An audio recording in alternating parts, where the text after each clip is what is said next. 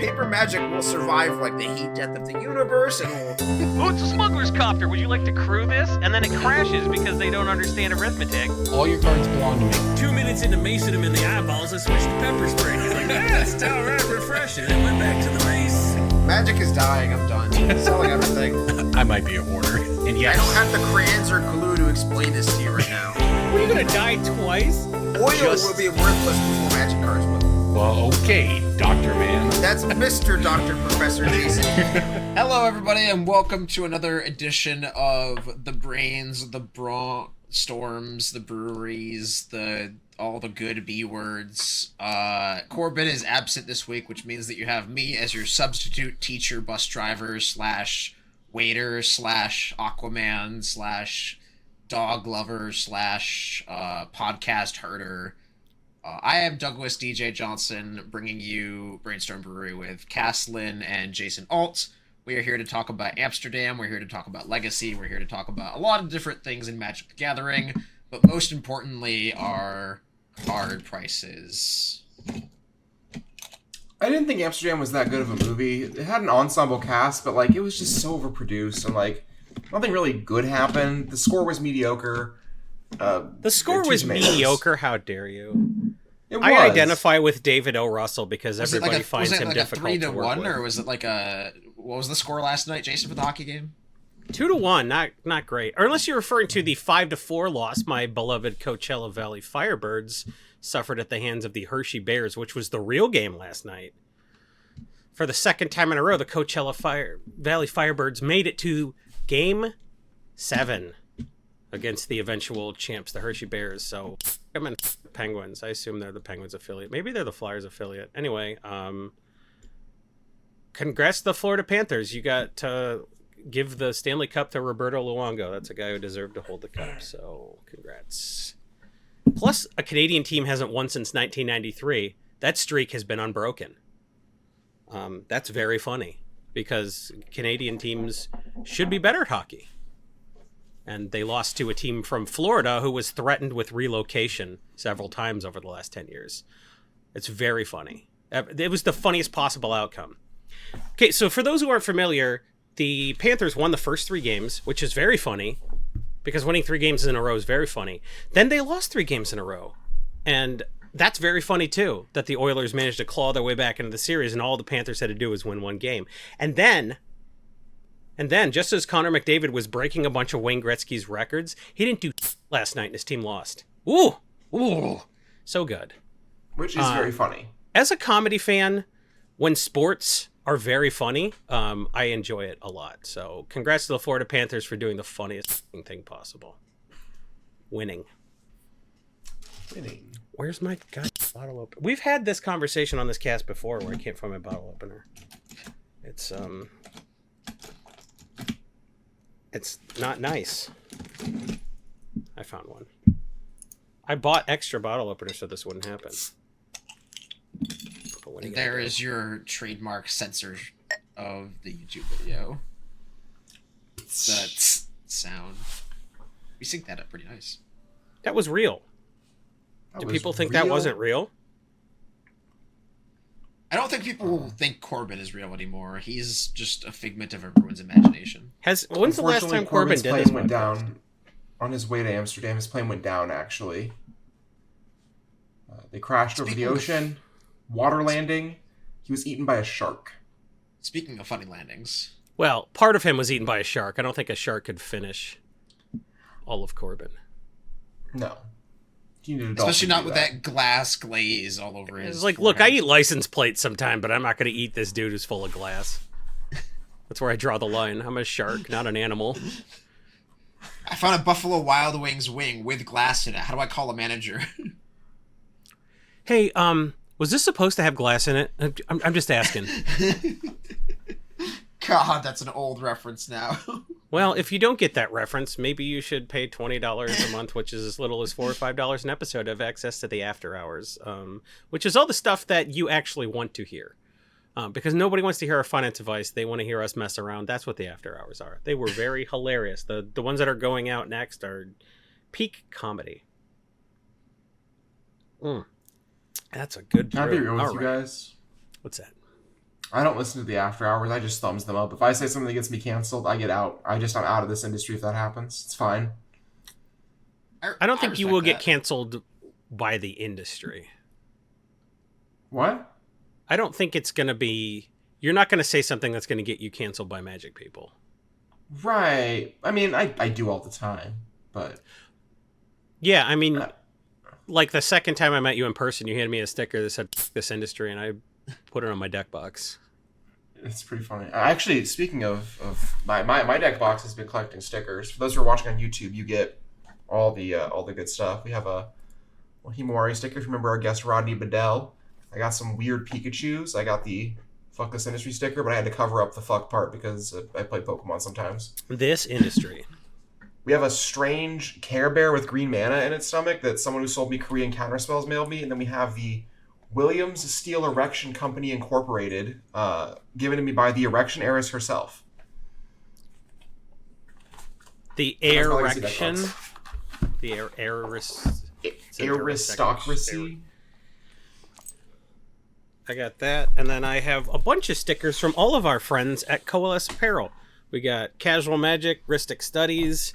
I got an Am I the Bullcast sticker. Am I the Bullcast not available on Coalesce, but you can get our Brainstorm Brewery sticker. Stickers are a great thing to buy and put on stuff, and you don't have to commit to having it on your body all day. Just commit to having it on your bucks all the time. So get some stickers at Coalesce Apparel. Use the code Brainstorm Brew at checkout for 15% off your order. Hoodies, hockey jerseys. I got the Jim Davis hockey jersey, so that's a real thing too. Shirts, stickers. Coalesce Apparel. They will send you a booster pack with your order. So get 15% off and a booster. I should have saved my I voted sticker and put it on my deck box. It's a little cringe, isn't it? You engaging in this failed democracy. Yeah, that's the point. You know, I believe it was Vonnegut who said that we are what we pretend to be, so we ought to be careful what we pretend to be. So, maybe you just are a dweeb. Aren't we all dweebs? No one's a bigger dweeb than Kurt Vonnegut. That is true. He got a bachelor's degree in chemistry and then just stopped going to school for chemistry. What an... Honestly, only the dumbest people on earth have ever done The that. dumbest. Just like... Let me spend 30 grand on a degree that won't get me anything, herp. Guys who name their children after magic cards, you know... Cringe. Authors. Cringe. Alright, I think everyone's gonna cringe when they can't guess my breaking bulk. Ugh. Flawless transition, buddy. Breaking bulk time. Breaking bulk time. Break. Oh, yeah, breaking bulk. There's so much good stuff. It's a pick. Breaking bulk. The end. Ugh. Honestly. I have a red Ice Age rare. Glacial Ice Age crevasses. proper? No. The one that... Chaos Realm? Chaos Moon? No. That's two different cards. I'm envisioning the artwork. Does it have cumulative a funny upkeep? little guy. It has a... I think that's a guy. There's a funny little guy on it? Person. It has a funny little person on it. Does it interact with planes? It does have cumulative upkeep, but does not interact with planes. And it's that warp reality or whatever? No. It's not the thing that changes what mana things tap for. I had literally never seen this card until... Is it copies. a creature or a non-creature? It is not a creature. I yield. Oh, no, I can get this. I will be It's not very chaos. impressed It's if not you that Chaos Moon or whatever. No. Shit, what else has cumulative upkeep in that set? You're gonna tell me I'm gonna be I'm gonna upset. cheat. All right, just tell me. Have you ever heard of a card called Brand of Ill Omen? Yeah, Yes, actually. I thought that was from Homelands though. That's why I didn't guess it. I Ice didn't know Age that special. card was a rare. 4 mana red enchant creature for those at home who also don't know what this card does. It has cumulative upkeep for 1 red. Target creature's controller cannot cast creatures. So you pay a 4 mana red enchantment, you put it on their creature, and then as long as you pay the cumulative upkeep every turn, that and that creature's in play, that person cannot cast creatures. That's very, very cool. It's around $1, which shocked me. My Roka must have picked it out, and then it got sorted in inventory. And then somebody said, "Do you have any of this card?" And I said, "What?" And then I said, "Yes, apparently I do." So that's a Magic card that I learned existed. Brand of Ill Omen. Art by Rob Alexander in 1995. All rights reserved. Did you say alt-right Fascinating. reserved? Yes. Alt-right reservation. Are you saying that you save space in your life for the alt-right pipeline, DJ? No, I'm saying that everybody who lives on a reservation is all right. Whoa, whoa, whoa! We're canceling this guy with posts. We're canceling this guy with posts. My breaking bulk this week is an Amonkhet Red Rare, and you may get it, but you also may not. Who's to say? Is it the dragon? No, it's not Glorybringer. DJ's looking deep into the recesses of his mind. All I'm- 3 folds his brain has. I'm digging through a filing cabinet in the back with labeled like Amonkhet, but the K is backwards and spelled with no H's. There's like a couple Cyrillic characters in it. Imonkit. Yamunkit. Red Rare. There's like... Let me just make sure it's actually Amonkhet. Oh, here we go. It is. It has 1 reprint. Is it playable? It is. It is playable. Is it a This creature sort of or a not creature? It's a creature.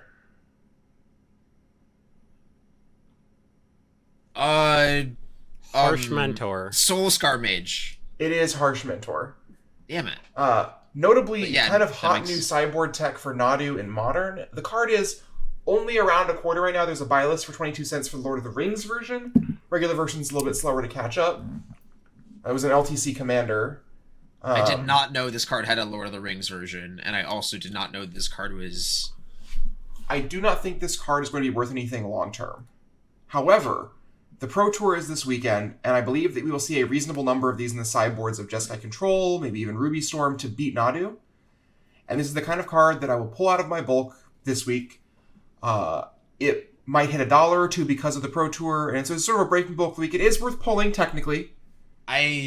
Breaking bulk of the week. I'm not going to argue against you. I'm actually going to argue for you. If you look at the pre-release promo, TCG low is $20, and 1 copy sold today for $18.36 for the pre-release promo of this card.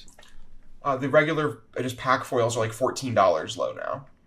Yeah, so... Great googly moogly. Foils? People do not like losing to Nadu. Yeah. Well, they don't like not foiling their sideboard also. Well, yeah, I mean, if you're a foiled out deck guy, you gotta have the Harsh Mentor. Yeah, a foil sold today for $15 for a pack foil. What was this card designed to beat? I don't remember. This is very clearly a we made this card for a problem. Yeah. People doing with deserts, maybe. No. Whenever you I exert remember- a creature, you take damage. I don't know. Was it supposed to like beat Planeswalkers or something? No, because it's Did you, like, only redirect artifact, at the creature, time? or land. It Oh, says you're artifact, right. creature, land on the card.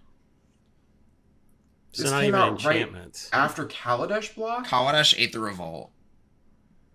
Oh, maybe against the vehicles deck or something? Sure, yeah. That would make sense. I feel like there was something else, but I can't remember, so. Get in the comments. Tell us why we're wrong.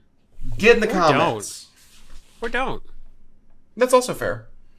Maybe shut up for once in your life, you insufferable nerd. Worms. Right? And if you're gonna sound off, maybe you can try to help my 2 co-hosts guess this card. This Phyrexia all will be 1 green uncommon. You're gonna need all the help. Is it Tyvar Sand? It's not Tyvar Stand, but that Is a it the guess. mana dork that uses oil counters? It's not. And I don't know the name of that card either, but I know it's not that. I should know this. I opened so much this set. And yet you're missing this $1 green uncommon. $1. I'm gonna Guess that's the concede so I keyword can cheat. proliferate on it. It perhaps has the keyword proliferate. It definitely. There's like a has it. landfall proliferate card in the set, right? Yes, but this isn't that. And I will also cheat a little bit. You can gloat if you want. Douglas DJ D Johnson. Do you have a guess? I already F6'd. I already. Unnatural Restoration. I don't know this card at all. Returns a permanent from your graveyard to your hand, then proliferates for 2 mana.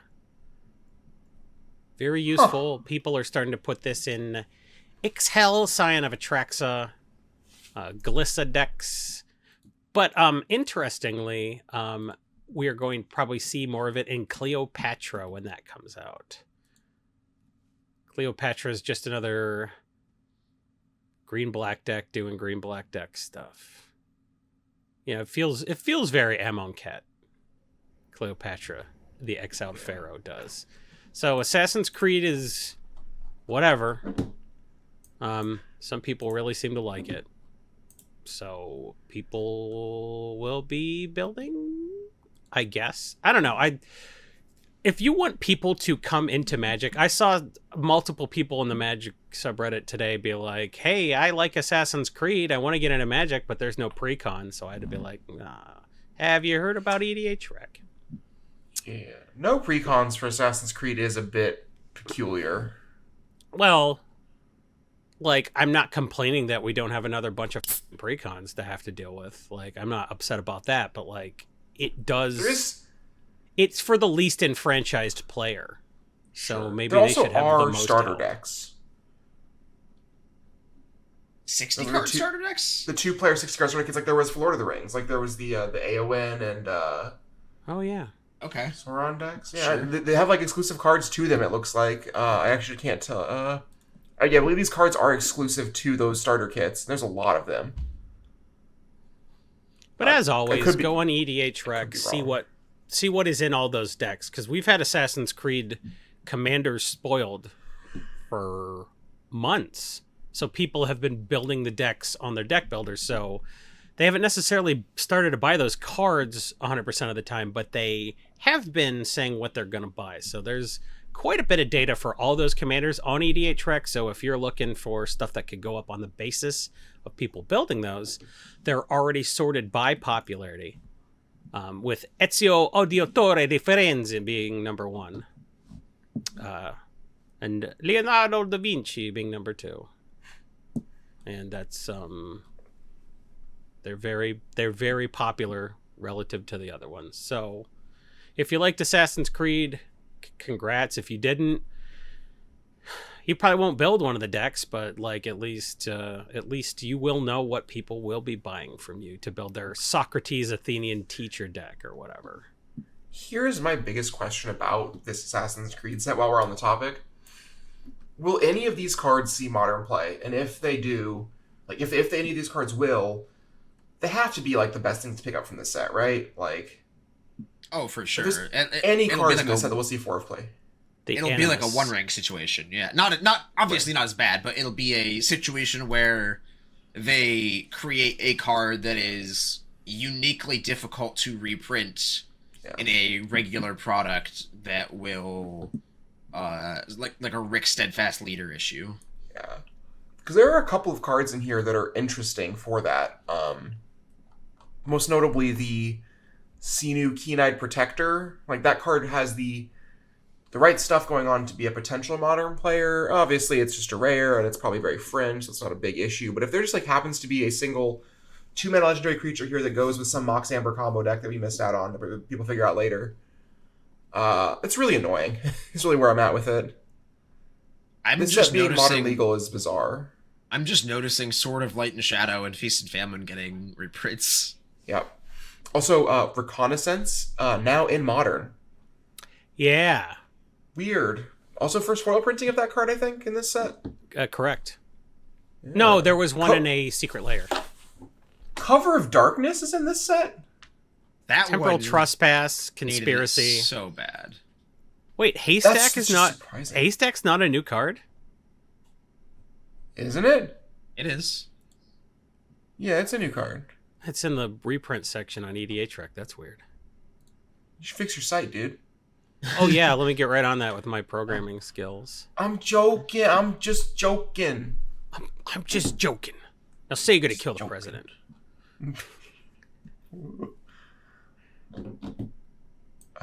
It is.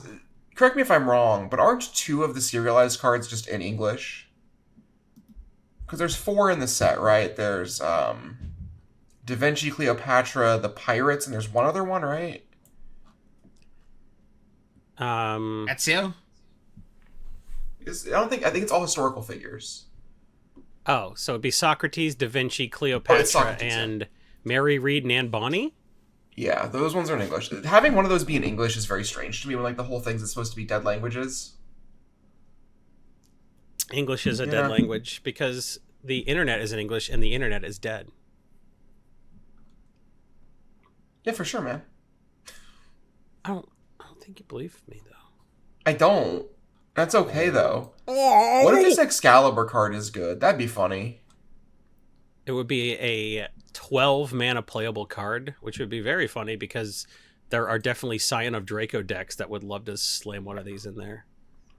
Especially if you could put this on a Scion of Draco for 2 mana and just like, okay, I guess I have to attack you. It does cost 0 with a Scion of Draco play. That's crazy. That is crazy. You can't even equip it to it, but like, who's to say? There, Pierce Is Scion of Draco not legendary? It's Okay, not. Draco's It's a Scion of Draco. Draco's But legendary. you play Pierce Steel Paladin, you have 2 artifacts in play, you already had a Memnite, boom, you got a stew going. Little Leyline Pierce Steel Paladin combo. Card's probably just worse than Colossus Hammer at that point. It actually just is worse than Colossus Hammer at that point. That's just a twist you didn't see coming. It's like a Memnite Shyamalan. They can't all be. Sorry, I winners. blacked out for a second. What's up? I blew I your gave him a mind giggle. with a fantastic pun. Oh. And you were like, my mind, though. Sensible chuckle. I'll take it. Can we talk about Legacy for a second? No, Sure. are there You talk about events? EDH all the I- time, Jason. I Let me talk saw- about my casual format. I saw an announcement that cards were not banned, and then I saw tweets from Cass about said not bans. So, before Modern Horizons 3, there was a ban restrictor announcement where they said they wanted to keep an eye on the Legacy format. They were watching Bowmasters, and I believe they said they were watching Grief. They didn't want to make any action before Modern Horizons 3, a couple months beforehand. And then 2 weeks after Modern Horizons 3, there was a scheduled ban and restricted announcement where they said, well, it's too soon after Modern Horizons 3 to tell. We're going to give it some more time. And I have never in my 20-plus years of playing Magic seen any community so in agreement on a card needing to go. The people who are like, yeah, the card's probably balanced, but like, it's just miserable. Like, they're still saying that. People who are playing with it are like, yeah, this card's probably too good. The people who like exclusively play the slowest, dirtiest control decks, I'm looking at you, McWinsauce, are playing like oops all spells with Grief sometimes now. And like when your control players start playing the messed up cards, like you've lost your format. And then today, for some reason, Blake, God bless Blake, he takes so much heat. It's not his fault. He's just the messenger. But he said on the stream that they have somebody in R&D or play design or one of those divisions who plays a lot of Legacy, who advised them you should probably ban Grief. And then they didn't do it. And like, granted, they're being transparent. I appreciate that. However, why do you have somebody who you go to and you're like, yes, I am the Don. Let me talk to my consigliere. Your consigliere is like, hey, that's a bad idea, brother. And you're like, it's a good point. Let's do it anyways. Like, everyone agrees that Grief needs to go in Legacy for the most part. The people who don't agree are either people who don't play the format or are just trying to be annoying, or for some reason are still a holdout. Not very many of them. They have someone internally telling them it probably should happen. And they're like, there's a ban and restricted announcement in August. There's like 2 relevant Legacy tournaments between now and then that are just like fake formats. Because like, there's no way the card doesn't go in August, right? Like the format, they just printed more cards for the Grief decks. Psychic Frog is nuts in the Rescaminator deck. Like, what are we doing here? Why are we waiting? The format clearly isn't played enough by people that wants to be making these decisions. I think a fan panel is just not worth it. That seems like ends up with a bad result for Legacy because it's a format that like WotC curates still. I don't know where we're at with the ban list, and I'm frustrated, and I'm using this podcast, my platform, to just kvetch. I'm just complaining. Well, yeah, you're shouting into the void because we've been over this. Nobody listens to this podcast, so this is a great platform. So I'm curious about the fact that they were that transparent about it. Like, how many other times have they said anything close to we were told to ban it, or like we had an inkling, or we oopsied, or like what net gain is there for Blake saying that? Very little. There's been a lot more transparency recently. I remember that Dan Musser basically said that Karn was getting banned in Pioneer a week before Karn got banned in Pioneer. Sure. He said like something along the lines of like cards that are enabling, resilient fast mana combo from the sideboard, just like something very telling about Karn. Yeah. And I think these ban restricted announcement follow-up streams have been really, really helpful in terms of transparency, but at the same time, like, transparency doesn't really matter if the things you're telling us are just like, you guys are doing a bad job of what you're doing, right? And like, kudos to whoever in the design space was like, hey, you should ban Grief. And then boos to all the people who were like, that seems wrong. Let's just make sure we can play with Grief more. I don't know. Grief isn't even like the actual problem in Legacy. It just makes all the other problems 10 times worse. If that makes sense. Like, it just gives all of the broken decks backup plans. Yeah. They should have to work for it. I kind of agree. I feel like if you want to play Entomb Reanimate, you should have to work for it. Sure. You shouldn't get a card that is both the best disruption in the format and also a great backup plan. It's like, just reanimating Grief is pretty strong, to be honest. Yeah, you get to take the answer out of their hand and then just kill them with 7 instances of 3 damage. You can just take both the answers out of their hand, actually. Sure. And like, every deck in Legacy is so warped around having an incredible density of threats and an incredible density of interaction that, like, I think if Grief leaves the format, there's a lot of room for things to change. I do think that Bowmasters gets better if Grief leaves the format, because the decks that Grief is keeping down are the decks that inherently Bowmaster is good against. But I think step 1 has to be banning Grief, and that is to say, WotC is being more transparent with us, and that transparency is showing us that we have less reason to trust them than ever about, specifically, Legacy. And it's weird. Yeah, I don't disagree, so I have nothing to add. Is that my role on this cast, is just to disagree with people? I think that you're kind of the heel of the podcast, but like not in like a you're hated way, more like in a you are crucial to furthering the plot. Well, you would way. say that. You don't know anything about Legacy. Motherfucker. I am the face of this podcast, quite literally.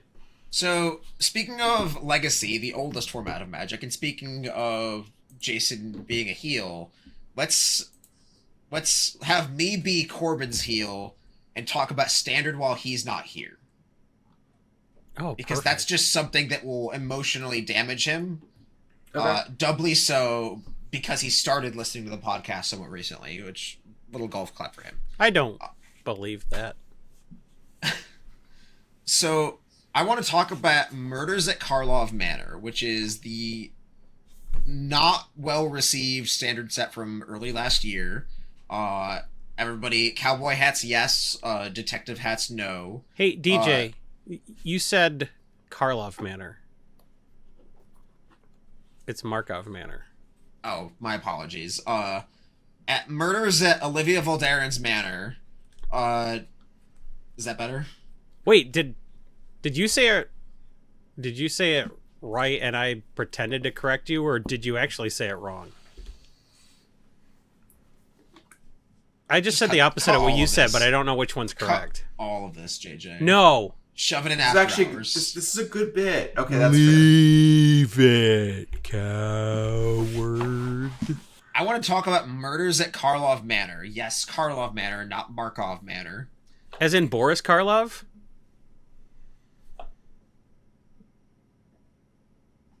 The silent film horror movie Jason, actor? when I was in training to be a mental health counselor, I was told that I was very good at using silence, and I'm just gonna They were let wrong.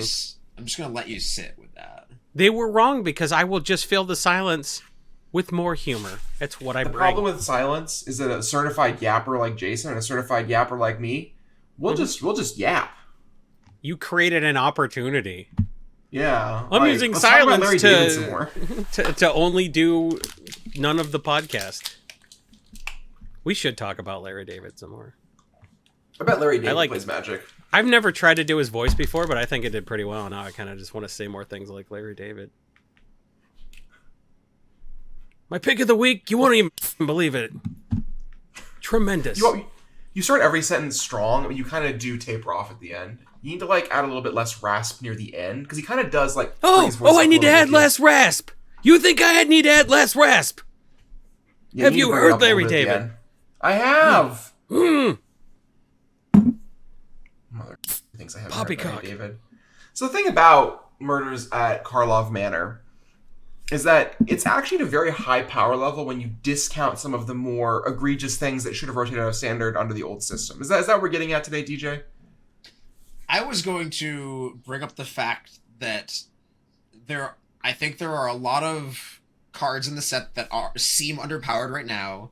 That, like you said, when rotation happens, these cards will be worth a lot of money, and nobody will have opened the set to make those cards be available. And I was going to Which cards are you referring?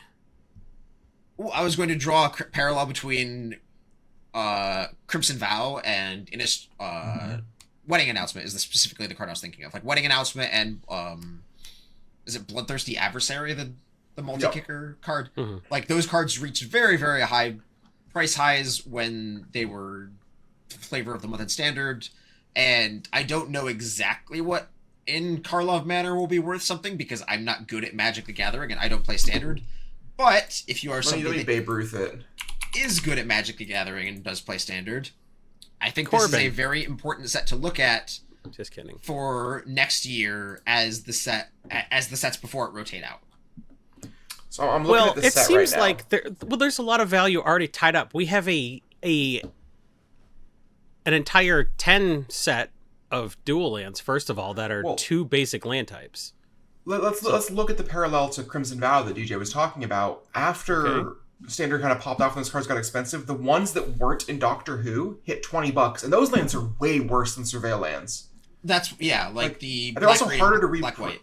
Yeah. The Surveil lands are harder to reprint in like just a precon like the Vow lands were. Like how expensive does the Surveil land in the best standard deck get when they're played in Legacy, Modern, Commander, and also Standard? Yeah, I think we will see $25 Undercity Sewers next year for sure. I mean, it's agree. already 18 on Card Kingdom, which It's means kind they're of hard, getting like, that. I'm It's just 16 fine on to Star own them. City. Yeah.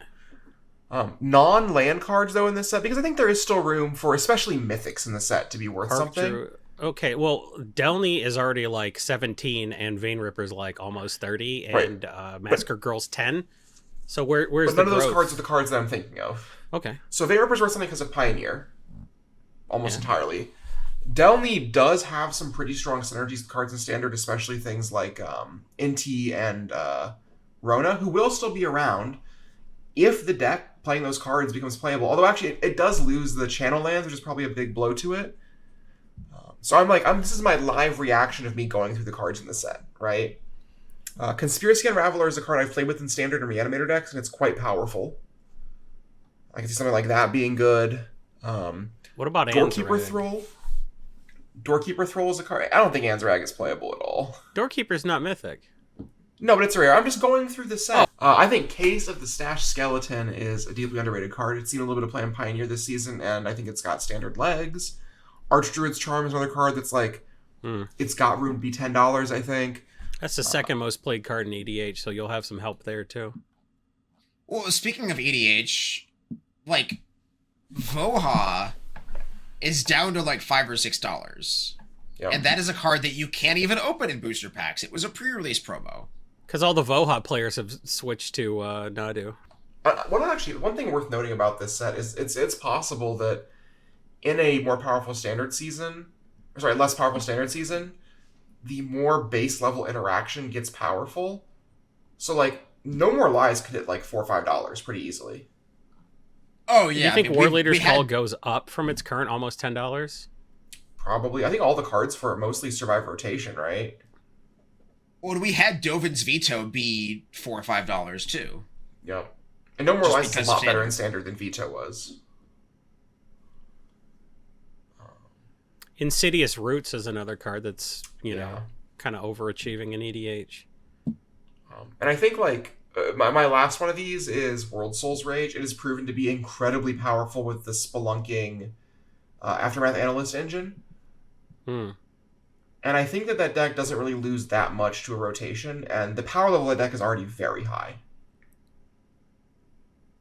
Plus, World Souls Rage gets played outside of... Yeah.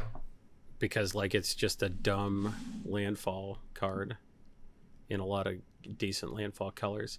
Slime Against Humanity spent Oh my multiple God, weeks that where it card's was the gonna be most traded card on card sphere. Like, Slime Against Humanity is going to be $5 TCG low if it's not already.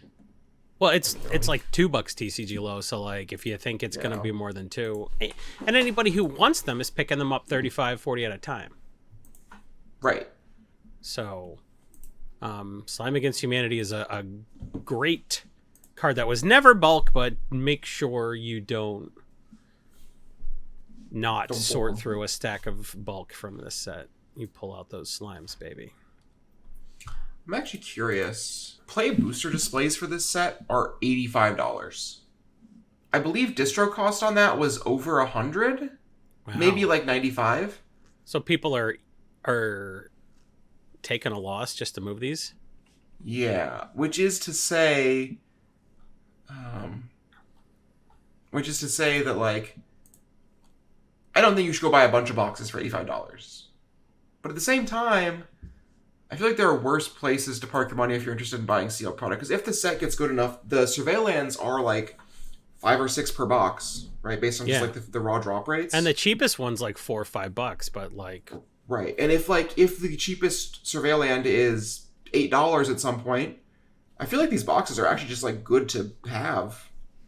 Leyline of the Guild Pact will probably be like $10-ish forever. And then you've got $5 uncommons like Aftermath Analyst in the set, too. Yeah. I'm not, maybe it's like a secret pick of the week. DJ, feel free to correct us if we're being stupid, but like, the fact Slime that Against there's a guaranteed Humanity's spot, common. there's a slot that's specifically for surveillance. It's like 1 in every 6 packs. That really is like what's compelling me. $85 for a box. I don't disagree. Yeah. I'm like dimsing this is my 1998 pick of the prices. week. Damn it. Or no, I already had one. Never mind. We're good. I did find one before the cast. This is our pick of the week. We teamwork this one. Yeah.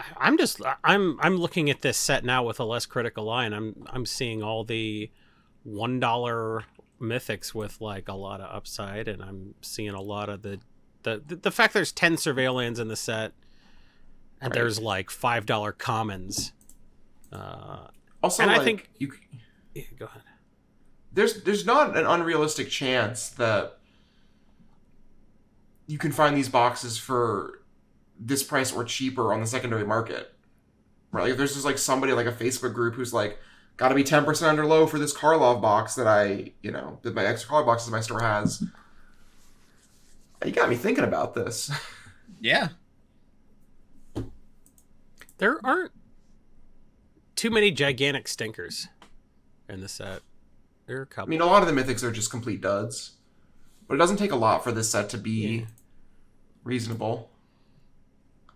This has better uncommons than a lot of... Or better in EDH uncommons, at least. Scene of the Crime is played more than I might have expected to be. Insidious Roots is played quite a bit. Demand Answers is the most played card in the set. That seems to be the kind of card that they would prefer to just remake instead of reprint. Yeah. So maybe Demand Answers is the... Weirdly, I think Demand Answers is the kind of card that I could see being reskinned in a Universes Beyond product right? For sure. We used to get like a picture of like Thor holding someone up, and it's like demand answers, just incredibly silly stuff like that. You excited for the Marvel crossover, Jason, or did I just break your spirit a little bit? It's so popular that it is bound to bring in so many new players, and I just love when people are new. And they're like, I want to build an EDH deck, and I go, well, I got 7 websites for you to check out. So bringing people to the game is good, actually. That was a surprisingly wholesome answer from you, Jason. I love that. There's money in it for me. Well, now it's less wholesome. Well, I mean, it's not. It's my job. I get to do my job. No, I get it, but like... Turn off your ad blocker. Turn off your ad blocker. Consume. So, before we close out the cast, we do have one listener suggestion from our Discord server from Maximum Sea Dog, a longtime listener. Hey DJ, I think you should do a bit on the podcast about basic lands again. You've mentioned a few times about how random lands are valuable, how full arts are not special anymore, and all of that, but I don't think you've ever given people insight into the logistics of basic lands. How are they different from other cards in your Roku? Do they present special challenges to sell? And are they harder to sort because they share so many artworks, etc.? So, basic lands are very weird. If you're using a TCG player scanning app, it gets them the artwork wrong a lot of the time, and they can be hard to pick out. And it can be very difficult to figure out which basic lands are good. But as a general rule, and it's not really an actionable, but if there is a basic land in the set that does not have a number in its name when you use a search engine, that is the basic land that will be expensive. So, for example, Kaldheim, there'll be one forest that is just forest, and there'll be one forest that is forest parentheses 332. You are going to want to find the basic lands that do not have a number in the name, specifically because those are the ones that will get filled up by cart optimizers and websites like Jason's websites that will just click buy this deck, and then it'll go to TCG Player or Card Kingdom or who have you, and it will pick that basic land because it is the first one in the row. So those basic lands are the good ones. My strategy for basics is usually just like acquire them until I fill a bunch of 4 rows and then manually hand sort them into sets and then post them on Twitter, which anybody can do. Anybody can join Facebook groups and say like, hey, I have 60 Tempest Mountains that all share the same artwork. I would like $1 per piece for them. And you will usually find some old boomer who cares about that specific artwork. Hey, that's me. I definitely think that the strategy for basic lands is just like acquire them in mass and throw them in a box until you have enough of a critical mass to just like hand sort them out by set and then post them as lots on social media where you can find your target customer much more easily. And yes, they are harder to sort because they are annoying, and some of them will have list printing, some of them will be dual decks, some of them will be commander precon artwork, and they'll have the same artwork but not set. They're annoying, but they can be monetized. My biggest piece of advice for dealing with basic lands is figure out what you want your hourly to be and only do work that meets that. Sure. I mean... just as like a point of reference, right? You're like, not wrong. Don't, you need a very large number of basic lands for that to be worth it, so get there first. I'm kind of echoing that sentiment from you. Yes. Yeah, like, I would not use them and merchandise them in the way I'd do if I did not have a sorting machine. It just kind of like accumulate through the process and then get picked out of bulk that way. Honestly, just buy a sorting machine. To our listeners, just do that. It's easy. Just do it. I mean, it is easier than sorting your cards manually like a pauper. It's true. Pick of the week, pick of the week, pick of the week. Time for the pick of the week. No good segues here without our shark food, Corbin. What did you expect when you clicked on the podcast and saw in the description that he was not here? I'm going to pick a card that has a roller coaster graph, it came out and it was $20, and then it went to $7, and then it spiked to $20, and then it dropped to $8. I'm picking it on a downswing. The card All Will Be One from Phyrexia All Will Be One, the red enchantment that goes infinite with everything, is currently around $12, $13. They are actually cheaper in Europe if you can find them there. So solid commander arbitrage card if you are in Amsterdam for the weekend and you. I was just in Europe. It's harder to find singles than you'd think. That is also true. LGSs tend to not have a deep stock, and if they do, it's non-English cards that people don't want in the US. But if you can find a good brick of these for between 10 and 12, I think this is a pretty low supply mythic that will just rebound again and again and again. For context, the fancy oil select version is more expensive now than it was when it was at its low, so get the regular one. I think it'll go to 20 again. It's like the 15th most played card in the set, right after Skrelv's Hive and right before Staff of Completion. So this gets played quite a bit, and it's as cheap as $13 on TCG Player right now. I love this as a pickup. It's very hard for cards to break 20 because of the direct premium and weird things around that. But if it does go above 20, it will go to 30 very quickly. But I think this is just kind of like a buy one while it's cheap so you don't have to pay $8 more later kind of thing. It's just, there's a set with a lot of $20+ mythics already. So that is also true. I'm not saying that there's no room for it to go up, because this set was a little bit pushed and also kind of rushed. It kind of came out and everyone's like, all right, we've moved on already.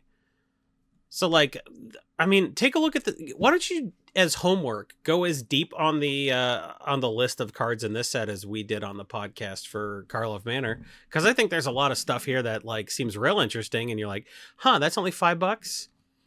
I think some of these cards have some real upside. I also picked a 5-mana red card this week. My pick of the week is Through the Breach. Copies of this card are very cheap. Cards like $1 or $2. Box toppers are like 10, and the masterpieces are like 25. And the masterpiece was the last printing of this card. Card has seen a small uptick in play since we just got a bunch 3. of new Eldrazi. Yeah. Additionally, we got Ugin's Labyrinth, which is a card that can let you play Breach a turn early. Oh, those are kind of hot, DJ. I low-key want those. They're kind of funny. I have two. I'm holding a pair of PSA 9 Champions foil through the. Oh, a 9 and a 9/5. My bad. Also, where those did are you CGC. get those? Did you buy those for you? CGC, whatever. No, I had a customer sell me a collection that had a bunch of random CGC slabs. We have Preordain. It's so funny. Look at me! I was bored over COVID. Yeah. But the card Through the Breach kind of synergizes with a deck wanting to play a lot of Eldrazi, because you can also play Ugin's Labyrinth to play it a turn early. You can even do cool things with, like, you can exile a big Eldrazi to Ugin's Labyrinth and then Through the Breach in the new Ulamog to annihilate their whole board for sure, and sometimes even kill them. If you just have an Emrakul, the Aeon's Torrent underneath the Labyrinth, that is a 22/22 with Annihilator 15. You can Through the Breach on turn 4, and that's pretty good, I think. That's Splinter Twin numbers. Yeah. If this card sees any play at all at the Pro Tour, I feel like it is worth more than its $1 to $3 price tag. I personally bought a particularly cheap masterpiece off of TCG Player today. I thought that's cool. I guess the box toppers are $10, but I'm not personally a fan of that printing. Despite liking the art, the foiling just kind of isn't it for me. That's a good pick. I also have a Blast from the Past, kind of from that era, but it has gotten a reprint. Otherwise, this card would have eclipsed $10-20 long ago. The rare Time Sieve is very good, and the more cards they print that give you a bunch of artifact tokens or treasures or something like that, Time Sieve is it's gonna be a card that gets paired with a bunch of new stuff from Assassin's Creed, but also they gave us a new Brea Ethereum Shaper print in MH3. You know, people are still playing Sidri and Inquisitor Greyfax and shit like that. Like, it's just an unfair card. And it synergizes with some new MH3 stuff. We got some, you know, really nasty stuff that just makes way more treasure tokens than it should very easily. And you're just going to take infinite turns with this.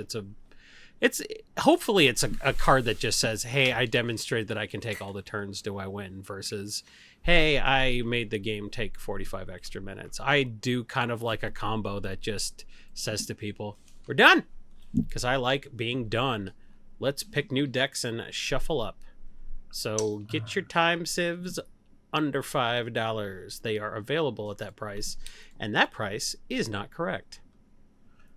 Another point in favor of this card is that it is a part of one of the better CEDH decks. It is a key piece in the Tivit deck, which notably won a CEDH event recently where the final pod was 3 Nadus and a Tivit. So Sure. it's like the key card in that deck, because that deck is just trying to take infinite turns with Time Civ. So it's also part of one of my favorite center decks of all time, which was the Open the Vaults Time Civ. Angel Song, like Turbo Fog Border Post deck. That deck was nice. We love an Alara standard deck. Mm-hmm. We stan a non-problematic standard format. Is somebody gonna match my combo? Oh, look at us, we're so hip.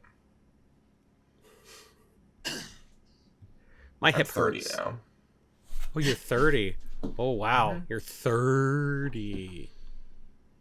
Try being 40. And I will in about 10 years. Will you? I'm gonna be the last. No, I'm Will you the commit last- suicide and blame me? I'm the last person in Brainstorm Brewery in their 20s. Feels good. I will say, DJ, growing old is the greatest honor I've ever had. So suck my dick, you young asshole. We're the same age. Guys, I'm out. Whatever, you 20-something. Yeah, kids these days.